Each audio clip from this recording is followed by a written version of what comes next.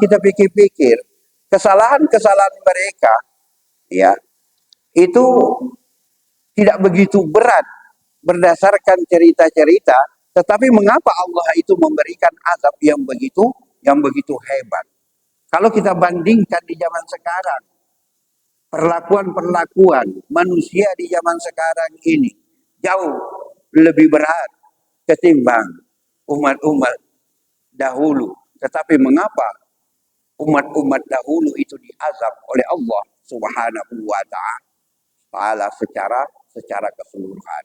Oleh sebab itulah di dalam Al-Qur'an yang berkaitan tentang kaum Nabi Saleh disebutkan wa akhadhal ladzina zalamu as-sayhatu fa asbahu fi diyarihim jathimin ka'an lam yaghnau fiha ala inna samuda kafaru rabbahum ala bu'dan li samud. Artinya apa?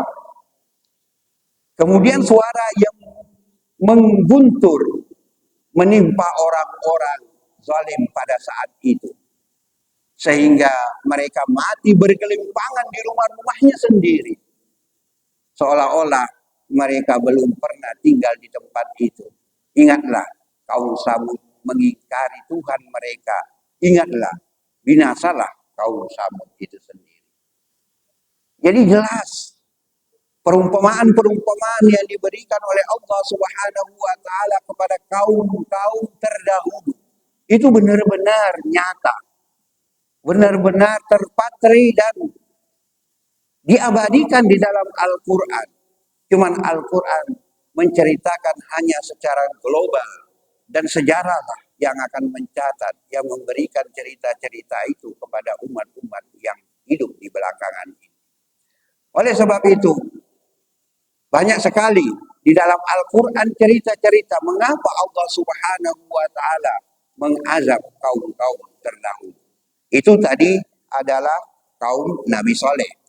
Dan yang keempat adalah kaum Nabi Lut. Ini tidak kalah pentingnya. Dan ini sering diceritakan dan dikisahkan oleh dai-dai pada zaman Nabi Lut. Umat Nabi Lut terkenal dengan perbuatan penyimpangan, terutama penyimpangan seksualitas, yaitu homoseksual, menikah dengan pasangan sejenis, termasuklah homoseksual ataupun kalau homoseksual itu laki-laki sama laki-laki, kalau yang perempuan disebut dengan lesbian. Itu terjadi, itu yang terjadi pada zaman Nabi Lut. Tapi zaman sekarang ini apakah masih ada? Masih banyak, bahkan lebih parah lagi di zaman sekarang ini. Karena itu dilegalkan. Ada negara-negara yang melegalkan pernikahan antara sesama jenis. Itu kan lebih parah. Kalau di zaman Lut tidak ada pelegalan itu. Tetapi kenapa itu terjadi? Nah, kendati Nabi Lut memperingatkan mereka atas kelakuan tersebut, mereka tetap saja tidak mau bertobat.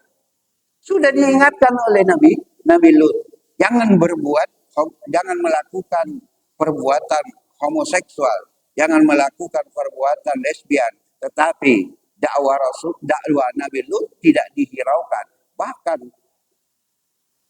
justru tamu Nabi Lut itu sendiri yang diincar-incar oleh kaumnya untuk diculik, dan itu ceritanya di dalam Al-Quran. Oleh sebab karena mereka itu tidak menghiraukan larangan-larangan yang datang dari Nabi Lut, maka Allah menimpakan azab kepada mereka berupa gempa bumi. Lain-lain azabnya. Ada yang angin, ada yang banjir. Nah, sekarang Nabi Lut itu gempa bumi dahsyat, disertai angin kencang dan hujan batu yang meluluh lantakkan perkampungan mereka. Kaum Nabi Lut pun tertimbun di bawah reruntuhan rumah-rumah mereka sendiri.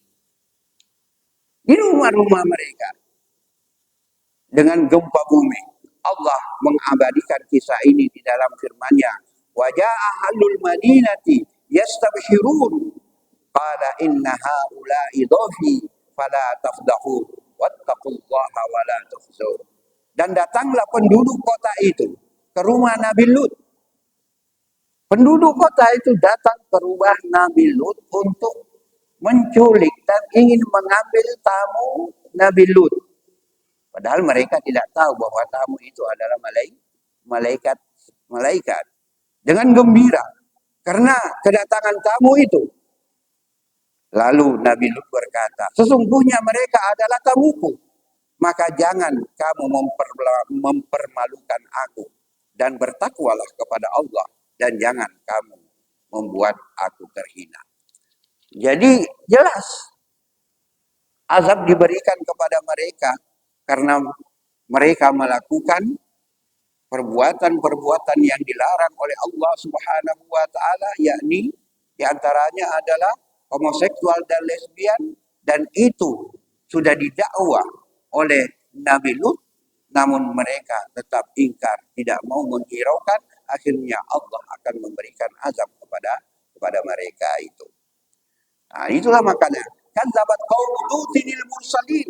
Kaum Lut telah mendustakan para rasul, tidak mau mengikuti dakwah daripada Nabi Lut. Il qala lahum akhuhum Lut alla tattaqun. Mengapa kamu tidak bertakwa kepada Allah Subhanahu wa taala? Itu cerita Nabi Lut. Diazab oleh Allah Subhanahu wa taala. Ini sebenarnya perumpamaan ibrah, mau'izatul hasanah bagi kita yang hidup di belakangan ini untuk menjadikan sebagai contoh pelajaran dalam hidup kita di dunia ini. Mengapa mereka itu diazab? Apa yang mereka lakukan sehingga Allah itu mengazab? Kita hidup di zaman sekarang ini bukan kaum Nabi Lut. Kita hidup di zaman sekarang ini, terutama umat Islam adalah pengikut Rasulullah Sallallahu Alaihi Wasallam. Pengikut Rasulullah Sallallahu Alaihi Wasallam, insya Allah sampai kiamat tidak akan diazab oleh Allah Subhanahu Wa Taala, karena saking sayangnya Allah dan Rasulnya kepada umatnya. Selanjutnya yang kelima, di dalam Al-Quran ceritanya. Tadi Nabi Lut, yang kelima. Cerita di dalam Al-Quran adalah kaum Nabi Syuaib. Ya, barangkali Nabi Syuaib ini juga jarang kita dengar ceritanya. Nabi Syuaib diutus kepada kaum Madian. Makanya di dalam Al-Quran disebut kaum Madian. Ada sebuah negeri yang disebut dengan Madian. Allah menimpakan azab kepada mereka. Kenapa mereka ditimpakan azab kepada mereka penduduk Madian itu? Karena kebiasaan mereka melakukan penipuan dan kecurangan. Penipuan dan kecurangan dalam perdagangan.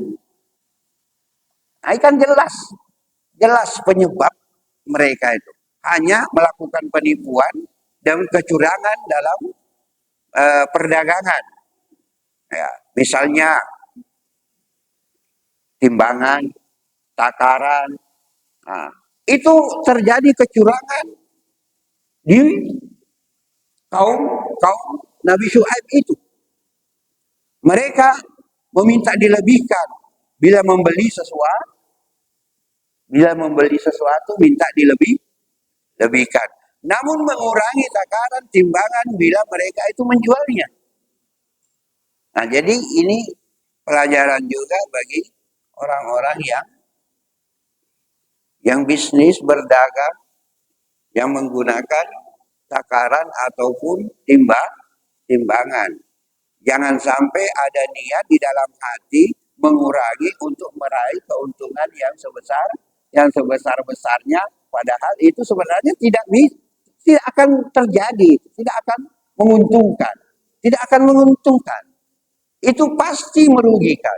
Walaupun secara kasat mata, kita pasti meraih keuntungan. Kalau satu orang saja misalnya kita kurangi 2 on atau 3 on.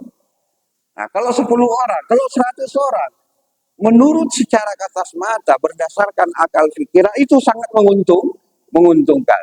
Tetapi itu adalah sebuah kecurangan dan Allah itu akan memberikan azab kepada orang yang melakukan demikian. Jangan pernah berpikir bahwa itu akan menguntungkan dalam kehidupan bisnis atau berdagang. Azab Allah itu berupa bahwa hawa yang luar biasa panas yang diberikan kepada mereka. Nah, walaupun pakai AC, tapi pada saat itu belum ada AC. Kalau dibanding walaupun pakai AC, itu tetap karena hawanya sangat panas, melebihi daripada biasanya. Kalau biasa yang di Arab Saudi panas itu bisa sampai 45 derajat, ini di atas dari itu, bisa 50 ke atas derajat, sehingga mereka itu kepanasan. Kendati berlindung di tempat yang berteduh, walaupun dia berlindung di tempat yang teduh, hal itu tidak mampu membebaskan mereka dari rasa panas hingga mereka pun binasa. Hangus mereka itu, Pak. Coba baru panas dunia sudah melepuh badannya. Hangus binasa. Ini kaumnya siapa ini? Kaum Nabi Syuaib yang tinggal di negeri Madian. Diberi azab oleh Allah Subhanahu wa taala dengan hawa yang panas. Nah, padahal mereka sudah datang ke tempat yang berteduh, tetapi Allah tetap ya ingin azab mereka itu dirasakan sangat panas sekali sehingga mereka binasa seketika itu. Jadi selain kepada kaum Madian, Nabi Syuaib juga diutus Allah Subhanahu wa taala kepada Ashabul Aikah.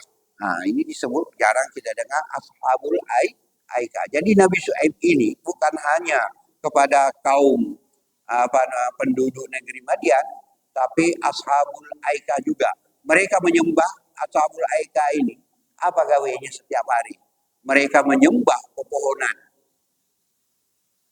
Menyembah pohon beringin. Pohon yang katanya mengandung roh gaib, bisa mendatangkan keuntungan, sehingga datang ke tempat itu menyembah, minta. Dari istilah dulu itu ngelok ya, minta makan, minta nomor. Nah, itu kan lebih parah ketimbang di zaman Nabi Syuaib. Mereka hanya menyembah kepada pepohonan rimbun. Karena itulah menurut sebagian musafir, mereka disebut dengan Ashabul Aikah, para penyembah hutan lebat. Ya, penyembah hutan lebat. Kisah mereka dapat dibaca dalam firman Allah, wa in kana ashabul aikati ladzalimin fantaqamna minhum wa innahuma labi imamin mubin. Dan sungguh penduduk Aikah itu benar-benar kaum yang zalim, maka kami membinasakan mereka, dan sungguhnya kedua negeri itu terletak di satu jalur jalan-jalan raya. Jadi di situ tadi ya Ashabul Madian dan Ashabul Aikah pada zaman Nabi Syuaib. Mereka itu semuanya diberi azab dan mereka itu binasa, punah, hancur, dan tidak ada yang tertinggal, dihabisi oleh Allah Subhanahu wa taala dengan azab-azabnya. Bapak Ibu, sebenarnya banyak sekali, ini baru lima ceritanya ini. Di dalam Al-Quran sebenarnya ada 10 cerita-cerita kaum nabi-nabi yang telah diutus oleh Allah Subhanahu wa taala, dan semua kaum-kaum itu banyak yang diberi azab oleh Allah Subhanahu wa taala, dibinasakan oleh Allah Subhanahu wa taala satu generasi, Pak. Kita di sini dulu pernah kena musibah di Aceh. Ya, di kampung Aceh. Tapi penduduknya masih banyak yang hidup. Nah, cuman yang meninggal kalau tidak salah sekitar 300 ribu orang. Dibandingkan dengan penduduknya ya jutaan. Tapi beda kaumnya nabi-nabi terdahulu. Habis satu generasi kecuali orang-orang yang beriman yang mengikuti nabi-nabi tersebut. Yang menentang mereka dihabisi. Itu berarti apa yang harus kita lakukan pada saat sekarang ini. Karena ini cerita-cerita semacam ini mungkin jarang kita dengar. Dan seolah-olah ini adalah cerita-cerita yang uh, cerita-cerita belaka. Uh, Padahal sesungguhnya ini adalah cerita sebuah kebenaran yang terjadi di zamannya dahulu. Karena Allah mengutus nabi-nabi itu tentu ada kaumnya. Tentu ada kaumnya. Kaumnya inilah yang diajak untuk beriman kepada Allah, untuk mengakui bahwa Allah itu adalah Esa, Allah itu Maha Pencipta. Namun pada kesempatan ini tidak dapat kami ceritakan satu persatu. Kita ambil hanya 5 kisah dari kaum-kaum terdahulu yang diazab oleh Allah Subhanahu wa taala. Sebagai kesimpulannya bahwa yang pertama kaum yang terdahulu, umat-umat dahulu yang diazab oleh Allah adalah umatnya kaum Nabi Nuh, dan yang kedua adalah umatnya kaum Nabi Hud, dan yang ketiga adalah umatnya kaum Nabi Lut, serta yang keempat adalah kaum Nabi Shu'aib dan Nabi Saleh. Barangkali untuk sementara waktu demikian, hanya 5 cerita kaum-kaum yang terdahulu yang telah diazab oleh Allah Subhanahu wa taala. Mudah-mudahan apa yang kita ceritakan berdasarkan ayat-ayat dalam Al-Quran berarti ini adalah kebenaran mutlak yang tidak bisa dibantah. Kebenaran mutlak yang tidak bisa dibantah. Karena apa? Karena ini adalah firman Allah Subhanahu wa taala yang menceritakan di dalam Al-Quran kebenaran yang tidak diragukan di dalamnya. Sebab kalau meragukan apa yang ada di dalam Al-Quran berarti dipertanyakan keimanannya kepada Al-Quran ataupun kepada Allah Subhanahu wa ta'ala. Barangkali bapak-bapak, ibu-ibu, hadirin dan jamaah subuh Jumat yang dimuliakan Allah Subhanahu wa ta'ala, mudah-mudahan kajian kita pada subuh hari ini memberikan pencerahan kepada kita semuanya dan memberikan perumpamaan dan ibrah-ibrah, mau'idatun hasanah untuk kita jadikan pelajaran dalam kehidupan kita sehari-hari. Amin ya rabbal alamin. Dan mohon maaf atas segala kekurangannya. Terima kasih atas segala perhatiannya. Wabillahi taufiq wal hidayah. Wassalamualaikum warahmatullahi wabarakatuh.